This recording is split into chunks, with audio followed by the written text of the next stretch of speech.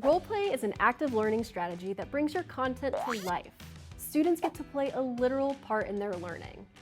However, an activity that is exciting and fun for one student can be stress-inducing and overwhelming for another. So, before you raise the curtain on your roleplay or simulation, make sure you get all of your students involved. Let's look at a few different personality types and how to get them engaged in your roleplay lesson. The shy student. Some students get nervous speaking in front of others. There are several ways you can support their participation in a compassionate way. Consider less verbal roles for students who are anxious speaking in front of others. However, it's important to give quieter students just as much accountability.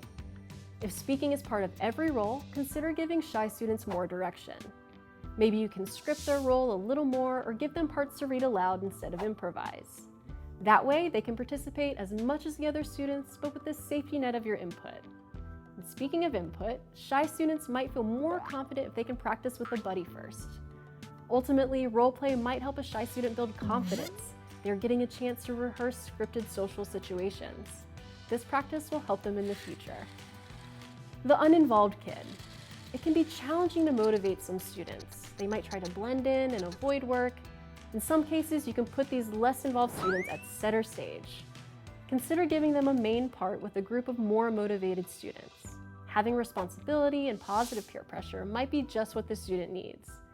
You may also give a less motivated student a special job. A visible role that is different from everyone else's will make students feel more essential.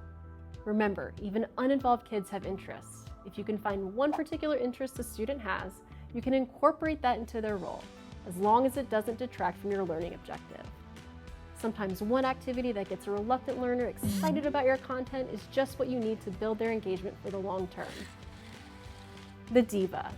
You've got enthusiastic performers in your class. That's good news for your roleplay, right? You bet, as long as you can keep your theater experts from stealing the show. Don't fight their urge to lead. Instead, enlist them. Give your experts your guidelines and then let them help stage the action. That way, other students get the opportunity to perform while the more experienced actors get to use their expertise out of the spotlight. If you allow students to change roles in the course of a lesson, you can let your strongest performers be the pioneers of the main roles.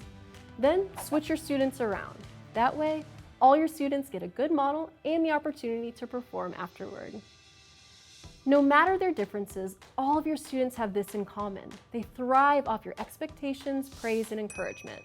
Keep the tone light and the activity fun, but set your expectations from the beginning and reinforce them. You can participate too. Showing you are willing to play along will make students trust you and the activity more. So set your classroom stage for success by getting every student involved in a meaningful way.